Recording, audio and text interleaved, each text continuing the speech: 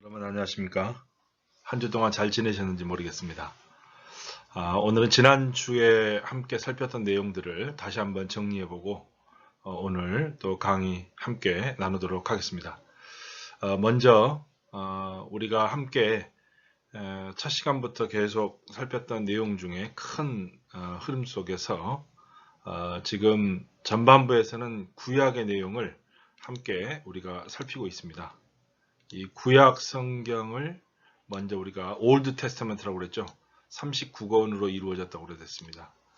그래서 처음에 하나님의 구원의 계획은 온 인류를 향한 구원의 계획이 있었고, 그 다음에 인류가 죄에 노출이 되고 또 하나님의 곁을 떠나는 이들이 있게 되면서 축소가 되죠. 그래서 이스라엘이라고 하는 야곱으로부터 시작되는 이스라엘을 하나님이 부르셔서 그 소수민족을 하나님의 백성으로 삼습니다.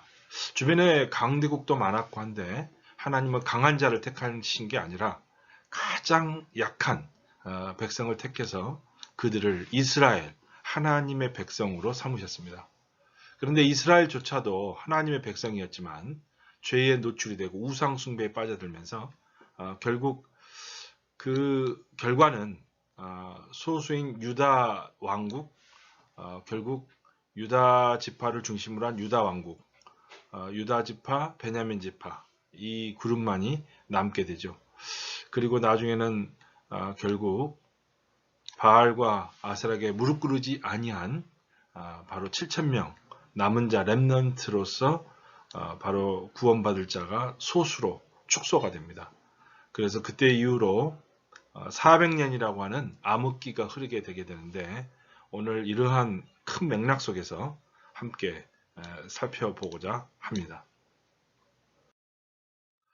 이스라엘 역사를 다시 한번 우리가 개관해 본다면 당시에 강대국들이 많았죠. 바로 기원전부터 다시 한번 가보겠습니다.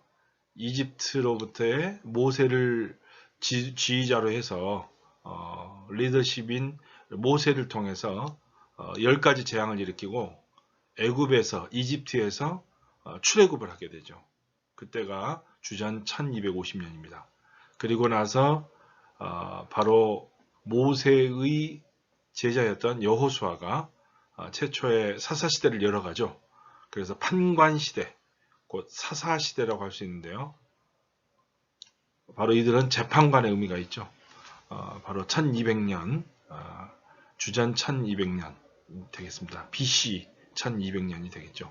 그리고 그 이후에 통일왕국 시대가 열려지게 되는데 주전 1030년에 사울왕, 그리고 바로 그 다음에는 1010년경 다윗, 그 다음에 다윗의 아들 솔로몬의 시기, 이 3대 왕의 시기를 가리켜서 통일왕국 시대다 이렇게 일컫는다고 했습니다. 그런데 이들이 우상 숭배에 솔로몬이 노출이 되면서 왕국이 그 다음 때에 가서 분열이 됩니다. 북왕국 이스라엘과 남왕국 유다로 나누어지게 되는데요. 그때 시기가 주전 BC 933년이 되겠습니다. 그 다음 먼저 남북이 갈라지게 되니까요. 북왕국 이스라엘이 10지파가 형성이 되는데 주전 722년에 그 당시에 강대국이었던 아시리아, 아수르 제국에 의해서 멸망하게 되죠. 그래서 포로로 잡혀가게 됩니다. 그 다음에는 587년 남왕국 유다, 이 남왕국 유다와는 유다 지파와 베냐민 지파로 형성이 되어 있는데 두 지파죠.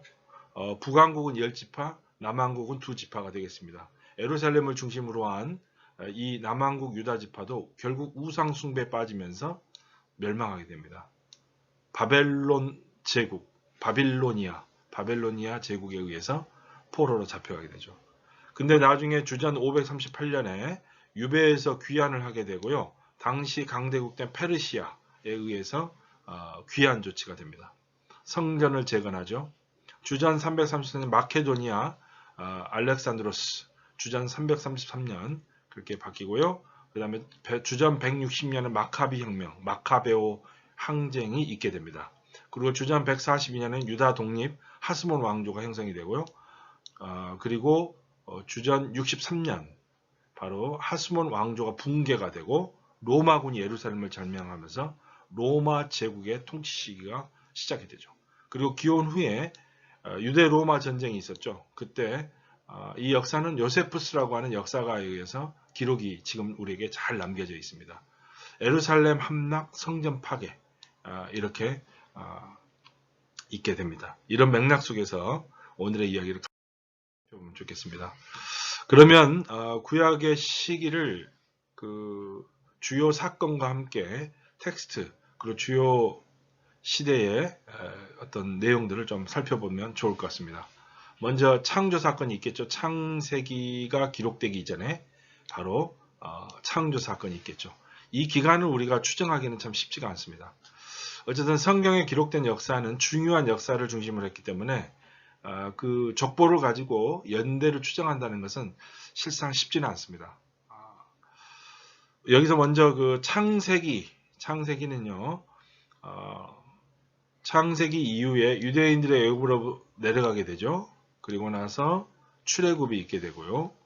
그리고 400년이 지나서 출애굽한 백성들이 광야생을 하게 되고요. 민수기, 그러니까 창세기, 출애굽기, 민수기는 40년의 기간을 기록했습니다.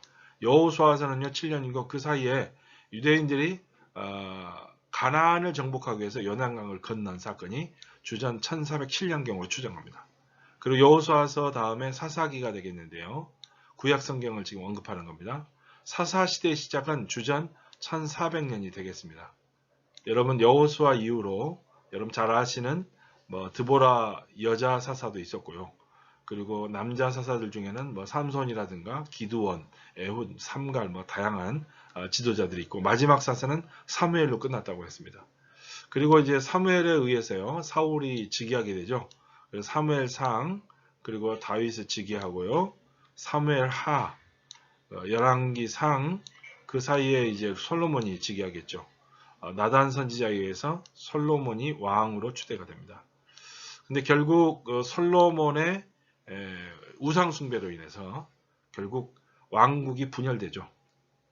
그래서 북왕국과 남왕국의 이야기가 기록이 되는데 북왕국은 열왕기 상하를 중심으로 기록이 됩니다. 열왕기 상하에 기록되어 있고요. 아수르 제국에 의해서 북이스라엘이 주전 722년에 멸망했다고 그랬죠. 그 다음 남왕국 유다는요. 열왕기 상과 열왕기 하를 통해서 남왕국 그 유다가 결국 멸망을 바벨론에 의해서 멸망하게 되죠. 그리고 그 이후에 성전이 파괴가 되고요. 바벨론 포로로 잡혀갔고 그리고 수르바벨이 유다로 귀환하는 또 귀환하는 일도 있고요. 그리고 그 이후에 성전이 완공이 되고요. 성전 짓는 것을 허용해 준 거죠. 에스라서가 92년 동안 또 기록을 담고 있고 느헤미야서에서 또 선지서들의 이야기입니다. 느헤미야가 유다로 귀환을 하게 됩니다. 주전 444년. 그렇게 함으로써 주전 424년경에 구약의 중요한 내용들 골자가 종결이 되겠죠. 그리고 약 400년 동안 침묵기가 흐르게 됩니다. 침묵. 어떻게 보면 암흑기라고도 볼 수 있겠죠. 이러한 역사 속에서 다시 한번 정리해 보았습니다. 통일왕국 시대는 우리가 세 왕을 언급했죠. 사울, 다윗, 솔로몬 왕이 되겠습니다. 사울 왕과 다윗 왕, 솔로몬 살폈고요. 다시 한번 정리하면 솔로몬의 죄 때문에 결국 천여 명의 처첩이 우상을 들고 왔죠. 그래서 그 우상을 섬기게 된 그 죄로 인해서 솔로몬의 다음 때에 가서 왕국이 결국 분열이 되게 됩니다. 왕국 분열. 사울, 다윗, 솔로몬. 이걸 뭐라고 그랬습니까? 통일 왕국 시대. 그래서 사무엘상하, 역대상이 그 이야기를 담고 있다고 그랬죠. 그 다음에 북왕국 이스라엘과 남왕국 유다. 자, 그럼 북왕국 이스라엘은 어디에 포로로 잡혀갔습니까? 아수르 제국에 의해서 포로로 잡혀갔고 남왕국 유다는 바벨로니아 제국, 바벨론 제국에 의해서 포로로 잡혀가게 됩니다. 그러한 이야기가 여기 역대하, 열왕기 상하에 기록이 되어 있다. 이렇게. 자, 그러면 연대표를 상세하게 우리가 볼 필요는 없을 것 같고요. 대략적인 이야기만 한번 살펴보겠습니다. 우리가 미리 살폈듯이 북왕국 이스라엘은 10지파를 통해서 형성이 됐습니다. 그 기간은요, 약 254년 존속됐죠. 남유다 왕국보다 136년 일찍 멸망했는데 그 이유는 이 북왕국 이스라엘이 처음에 통치자였던 여로보암을 포함해서 백성들이 중요한 성전 제의가 있을 때마다 남쪽에 남유다 왕국에 있는 예루살렘으로 모든 백성이 제사를 지내러 내려가는 겁니다. 하나님께 희생제물을 드리러 예배드리러 가는 거죠. 그것을 보고 걱정이 많았습니다. 그 걱정 때문에 결국 이 북이스라엘을 통치하는 이 왕들이 금송아지를 만들게 되고요. 그리고 그것을 신상이라고 하면서 여기서 산당을 짓고 이곳에서 성전 제의를 대신해라. 그러면서 유다보다 앞서서 멸망하게 된 이유가 바로 금송아지를 포함한 산당을 짓고 우상을 섬기는, 하나님이 아닌 다른 우상을 섬기는 그 우상 숭배 때문에 먼저 멸망하게 되었습니다. 그럼에도 불구하고 그 기간은 254년이라는 기간의 역사가 있다는 사실을 기억해야 합니다. 여로보암부터 나다방, 바야사, 헬라, 시므이, 오므리, 아합, 아하시야, 여호람, 에후, 여호아스, 요아스, 여로보암 2세, 스가랴, 샬로망, 문하햄, 부가이, 그 다음에 베가, 호세야. 그렇게 해서 북이스라엘이 아수르 제국에 의해서 멸망하게 되었다. 그렇게 해서 포로도의 1차, 2차, 3차에 걸쳐서 다니엘과 에스겔서에 잘 소개가, 다니엘하고 에스겔에 대한 선지자 활동이 있겠죠. 그 다음에 남쪽 유다 왕국은요, 유다와 베냐민 지파, 12지파라고 그랬습니다. 북왕국은 10지파, 남왕국은 2개 지파가 되겠습니다. 이 다윗의 왕조조차도 390년밖에 전속되지 못했습니다. 여로보암부터 아비암, 야사, 여호사밧, 여호람, 아하시야, 아달랴, 요아스, 아마샤, 우시야, 요담, 야스, 그리고 히스기야, 문하세, 아몬, 요시야, 여호아스, 여호야김, 그 다음에 여호야긴, 시드기야.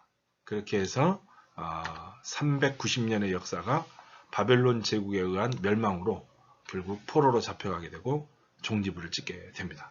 그 이후에 약 400년 동안의 암흑기가 있었다. 이 작은 도표인데요. 이것은 그냥 참고하시고 뭐 이런 데서 시험은 출제하지 않겠습니다. 그러니까 그냥 한번 역사니까 한번 살펴보시고 12지파 다시 한번 정리해 봅니다. 북이스라엘은 여로보암 왕이 처음 왕이 되었죠. 남유다는요 르호보암에 의해서 왕위가 계승이 됩니다. 왕국 분야는 다윗의 길과 여로보암의 길. 북왕국 이스라엘은 여로보암이라고 그랬습니다. 여로보암이 북, 다윗 왕조는요 남유다 왕국이 되겠습니다. 남쪽 유다, 예루살렘 있죠. 그 다음에 북이스라엘이 되겠습니다. 여기에서 모습을 볼 수 있고 지도상으로 본다면요, 이스라엘이 좀 더 지파가 크다 보니까 훨씬 넓죠. 북왕국 이스라엘이 되겠습니다. 그리고 남왕국 유다는요 이렇게 유다 지파가 2지파에 의해서 형성된 그 지역이 되겠습니다. 주변에는 그 당시 이집트, 블레셋, 모압, 에돔, 암몬 뭐 다양한 주변 강대국들이 있었던 것을 우리가 알 수가 있습니다. 이것도 한 분열왕국 당시 활동했던 선지자들의 모습인데요. 한번 쭉 한번 살펴보면 좋겠습니다.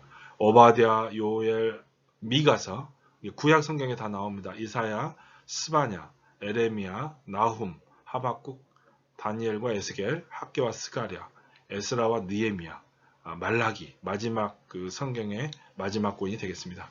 제사장들의 타락을 규탄했던 마지막 선지자의 이야기입니다. 포로 귀환 그 관련해서 여기에 선지자들의 이름도 나와 있습니다. 우리가 계속 표를 좀 많이 보고 있는데요. 여러분들이 이제 구약을 좀 정리를 해야 될 때가 됐으니까 다시 한번 정리해보면 창조시대, 족장시대, 출애굽 강야시대, 가나안의 여호수아를 통하여 정복시기가 들어가죠. 그 다음에 사사시대, 이때까지만 해도 하나님이 왕이셨고, 근데 이제 사사시대 종지부를 누구 때문에 지었다고 했습니까? 사무엘 선지자가 마지막 사사가 됐다고 그랬죠.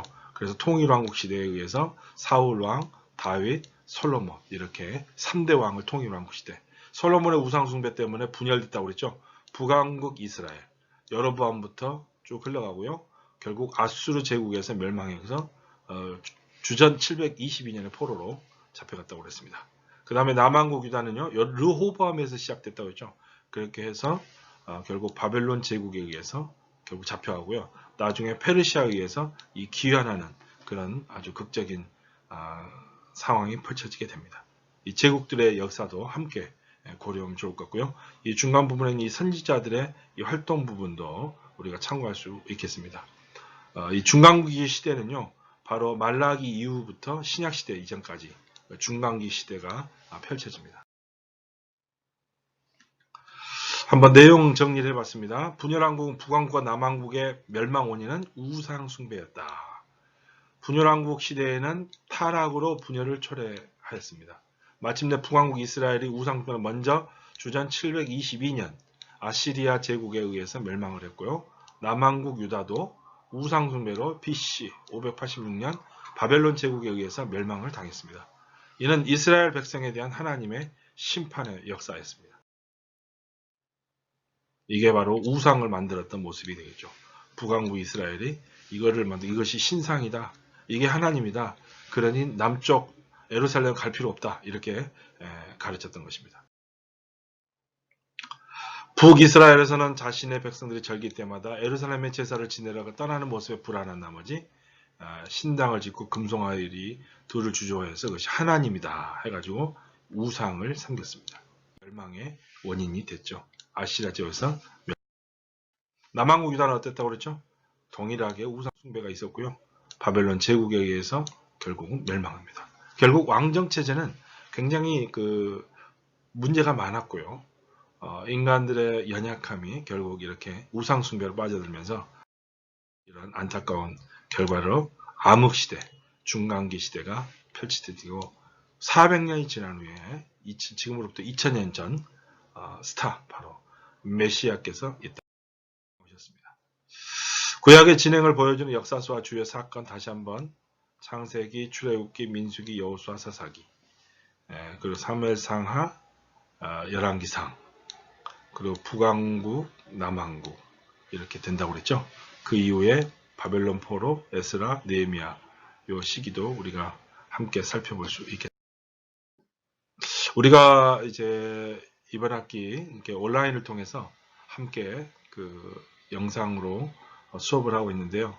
이 시기야말로 좀 어려운 시기이지만 많은 독서를 할 수 있는 소중한 시기인 것 같습니다.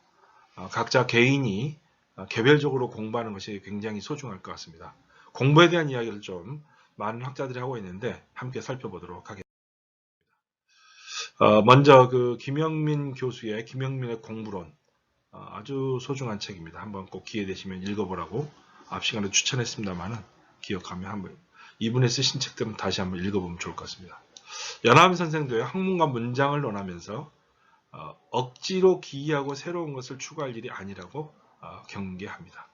요점은요, 자신의 스타일로 사실에 충실한 글을 쓰면 그것이 꼭 기이하고 새롭게 된다.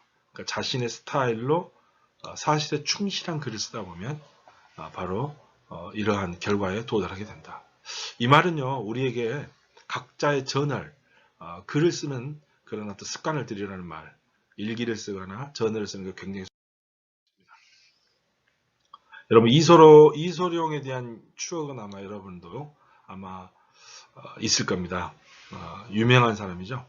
이소룡의 추억. 그것은 그대로 어떤 공부의 환상이다라고 했는데 엉거벙거한 말은 외려 어눌한 것보다 못하다. 엉거벙거가 뭡니까? 말이 쓸데없이 많고 수다스러운 말. 말을 잘하는 사람들이 있습니다. 수사가 능하고요. 그러나 그런 건 형만 요란스러운 동작은 실없다. 어눌한 것만 또 못하다. 이렇게 말을 했습니다. 이건 좀 우리가 주목해야 돼요.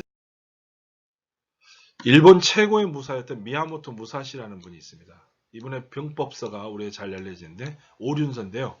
차림새가 있는 듯이 없고 없는 듯이 있는 상태를 유독 강조한다고 합니다. 문사들의 지행병진을 말하는 것과 다름이 없습니다. 형을 뚫어내고 자기 표현으로 나아간 단계, 이른바 검선일체에서 멀지 않을 것이다. 무사시의 해설을 덧붙인다면 몸이 정지해 있을 때에도 마음은 정지하지 않아야 하며 몸이 민첩히 행동할 때에도 마음은 평정하게 하여 몸의 움직임에 끌리지 않도록 해야 한다. 이 마음의 중요함, 함께 우리가 생각해 볼 부분입니다. 미야모토 무사시의 내용이 여기에 잘 나와 있습니다. 여러분 밖에는 아무것도 없다는 거죠. 그만큼 우리 자신, 내면이 얼마나 중요한가. 모든 것들이 is within, 우리 내면에 있다는 거죠. 모든 것이 존재합니다. 내면에 있다는 거죠. 그래서 여러분 자신 바깥에서 어떤 것도 찾지 마라, 이 말입니다. 내면을 중요하게 다루는 것, 우리에게 선조 때부터 우리나라뿐만 아니라 일본에서도 저는 이렇게 병법서를 통해서 우리가 알려주고 있습니다. 움직임 속에 머무림이 있고 머무림 속에 움직임이 있어야 한다. 지난 30년 동안 매일 몇 시간씩 버릇처럼 글쓰기를 해온 김영민 교수는 의도와 결실 사이에서 번뜩이는 바로 이 정중동, 동중정의 이치에 매우 익숙해졌다고 합니다. 그것은 마음이나 몸, 생각이나 손가락 혹은 문사나 무사의 경우가 따로 나뉘지 않는다라는 것을 이야기하고 있습니다. 문무를 겸비한 이전 시대의 모습을 우리는 다시 한번 생각해야 됩니다. 우리 이공계열 또 문과나 이런 분야와 인문과 자연을 나누지 않고 함께 고려할 필요가 있다. 이런 부분도 한번. 미나란 긴장의 일상적 배분이 생활화되는 가운데 차림새가 있는 듯이 없고 없는 듯이 있는 상태는 찾아옵니다. 시체말로 바로 그것은 연습을 실전처럼, 실전을 연습처럼 할 수 있는 경지라고 하겠습니다. 만남이 아니기에 아무런 사건일 수도 없는 것. 영리한 인간들은요, 공부조차 상품으로 대한다고 합니다. 공부를 퀴즈화 시켜가지고요, 벼락치기를 일삼습니다. 여러분 벼락치기 안 해보신 분은 없죠?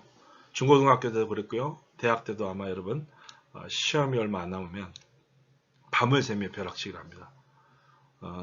지금은 대학의 안팎을 막론하고 온통 현대판 과거 시험들로 북새통입니다. 수험생들은요, 자신의 몸으로서 공부와 만나지 못하는 참 안타까운 시대에 살고 있다는 거죠. 그런 의미에서 여러분 우리가 한번 이번에 우리 자신을 한번 점검하고요, 참된 공부를 한번 해본다면 어떨까? 소중한 메시지가 여기에 담겨져 있습니다. 자신의 생활 양식으로서 공부를 뚫어내지 않는 것, 아니 만날 때라야 배운다 하지만 이들에게는 만남 그 자체가 송두리째 빠져 있다는 거죠. 여러분 알렌 바디우라는 분을 기억할 겁니다. 만남이 아니기에 아무런 사건일 수도 없는 것. 이들은 선생도 만나지 않고 구경하며 책도 만나지 않고 절치할 뿐이다. 참 우리에게 비수가 되는 말이기도 합니다. 알렌 바디우의 사도 바울은요, 철학자, 신학자가 아닌데도 이런 접근을 했습니다. 사도 바울은 이 시대에 너무나도 중요한 통찰을 제공해 준다는 거예요. 신약 성경을 13권이나 쓴 사도 바울. 한번 그거는 우리가 중반부 이후부터 한번 살펴볼 기회가 있을 겁니다. 공부가 나를 지배하려 하지 않고 내가 공부를 지배하려 할 때 변덕은 변덕스럽게 기승을 부린다. 영어로 푼다면요, 앞에 것은 하얀 의욕이고 뒷놈은 복잡한 욕심이다. 이렇게 재밌게 표현했네요. 공부가 나를 지배하게 해야 하는데 내가 공부를 지배하려고 할 때 변덕, 이 기승을 부린다. 좀 주목할 필요가 있습니다. 물론 그 변덕이 상업주의적 차이의 문화와 결탁하고 결코 물리지 않도록 해야 하는 상품의 전략, 아도르노의 이 표현을 우리는 좀 기억해 볼 필요가 있습니다. 철학자 테오도르 아도르노, 바로 모더니티에 대한 그의 메시지 우리가 좀 기억할 필요가 있고요. 음악의 역할에 대해서 잘 포인트를 정해줬습니다. 마틴 부버, 이 he unto do, I and thou, 나와 너라고 하는 이 글로 세계적인 정말 그 학자로 많은 사람들이 알려져 있는데요. 거기에서 너의 마음이 어느 길로 가고자 하는지 잘 들어보아라. 여러분 마음이요, 과연 여러분에게 어느 길을 제시합니까? 그리고 온 힘을 다해 그 길로 가라. 당신이 좋아하는 것을 알려면 당신이 좋아해야 한다고 말해주는 것을 그대로 받아들이지 말고 당신의 영혼이 늘 깨어 있어가지고 그것을 찾아야 한다. 자기 길을 자기가 찾아야 된다는 거죠. 여러분의 마음을 찾아야 되고요. 김순웅의 한 남자의 그림사랑이라고 하는 요 글에 담긴 내용인데 참 의미가 있습니다. 당신이 좋아하는 것을 알려면 당신이 좋아해야 한다고 말해주는 것을 그대로 받아들이지 말고 당신의 영혼이 늘 깨어있어 그것을 찾아야 한다. 굉장히 중요한 포인트가. 그리고요, 오늘날 사방에서 욱하는 이유에 대해서 좋은 포인트를 전했는데요. 여러분 유명한 스타죠. 이 김정욱 교수. 저도 참 이분의 글과 이분의 특강을 참 좋아합니다. 꼭 기회 된다면 글을 읽어보시기 바랍니다. 이분은 명지학원의 명지대학교 교수로 오랫동안 가르치신 탁월한 학자이기도 했고요. 어떻게 보면 대학에서도 탁월한 교수였지만 바깥에서 매스컴을 통해서 이 땅의 많은 사람들에게 사랑받던 분이었습니다. 베스트셀러 작가이기도 하고요. 요즘은 대학을 떠나서 교수 생활을 내려놓고 저 여수 남도에 가서요. 섬에 들어가 가지고 집을 짓고 그곳에서 그림도 그리면서 직접 또 글도 쓰고 하는 분입니다. 이 밑에 그림 보이죠? 요즘 그림으로 직접 본인이 일본에 가서 또 배워온 그 그림을 직접 그리면서 글도 쓰고 책에 보니까 그림도 담겨져 있더라고요. 저도 최근에 바닷가 작업실에서는 전혀 다른 시간이 흐른다라는 슈필라움의 심리학. 라움은 공간이라는 건데요. 한번 이 책이 심플한 건데 한번 도서관에서 빌리시든 한번 기회 된다면 읽어보시면 아마 큰 도전이 될 것 같습니다. 한번 보시죠. 요즘은 분노사라는 말 많이 하죠. 욱하는 이유는 뭔가? 성취와 경쟁의 규칙들로만 지내온 세월 때문이다. 세계 10위권의 부유한 나라가 되었죠. 우리나라가. 그럼에도 불구하고 의사소통의 가장 기본 규칙인 순서 주고받기는 여전히 무시하고 있다는 거죠. 자신의 순서를 빼앗긴 상대방은 분노한다는 겁니다. 분노는 또 다른 분노를 낳고요. 그동안 까맣게 잊고 지내온 순서 주고받기라는 의사소통의 근본 규칙을 회복하지 않으면 이 분노의 악순환으로부터 결코 헤어날 수 없다. 헤어날 수가 없다 했는데요. 헤어날 수 없다라는 것을 꼭 여러분 기억하길 바랍니다. 여기는 피에르 쌍소의 그 글이 소개되는데요. 즐기기 위해서가 아니라면 우리는 무엇을 위해서 사는가? 우리는 즐긴다는 것을 좀 부정적인 개념으로 볼 때가 많은데 이 즐거움을 갖는다는 것은 하나님이 우리에게 주신 소중한 것이기도 합니다. 손에 넣어 확고하다고 생각하는 우리의 위치라는 것도 실은 우리가 지나쳐온 이정표들처럼 언젠가는 사라지고 마는 것일 뿐이다. 이렇게 피에르 쌍소는 우리에게 잘 이야기하고 있습니다. 기억할 필요가 있겠습니다. 공부가 나를 지배하는 사건을 일러 변덕이 아닌 변화. 공부가 나를 지배하면요. 변화가 이루어진다는 거예요. 체인지가 일어나는 겁니다. 그것은 바울이 예수님을 만난 사건일 수도 있습니다. 바울이요. 사도 바울이 원래는 유대교도였죠.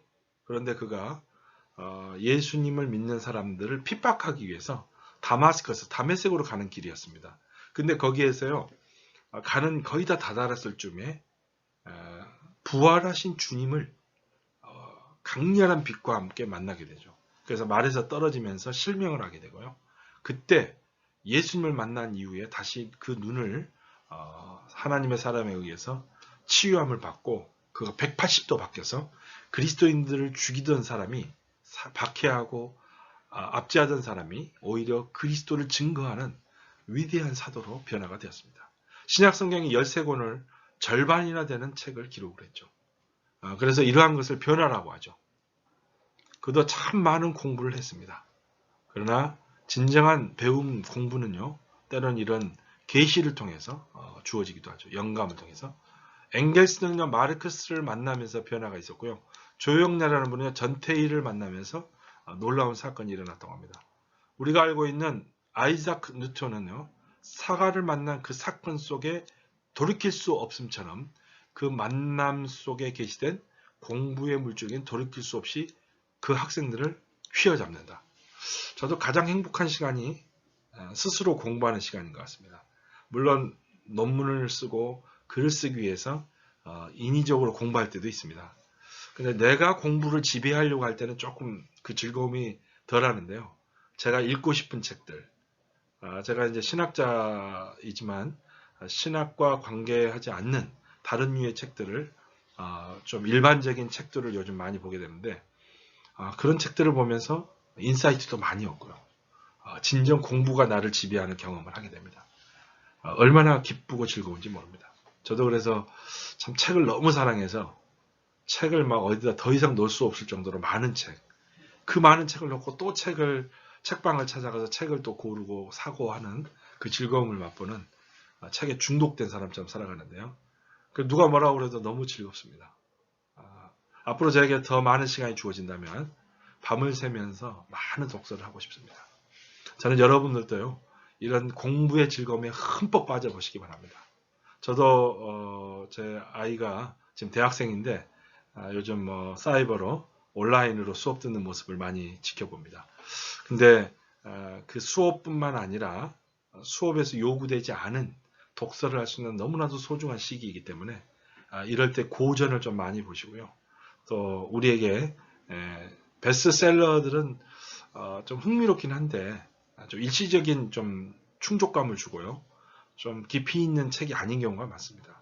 상업적 마케팅에 의해서 주어진 책이 많은데 좀 깊이 있는 책, 우리를 돌아볼 수 있는 소중한 책들을 잘 봄으로써 저는 여러분들이 진정한 공부가 여러분을 지배하는 멋진 시간들이 펼쳐질 수 있기를. 그래서 우리가 성경의 그 많은 책들을 함께 살폈는데요. 같이 한번 또 보면서 좋은 시간 되었으면 좋겠습니다. 여러분, 그 5주차 첫 시간 이걸로 마치겠습니다. 바로 이어서 또 다음 시간 함께 하겠습니다. 고맙습니다.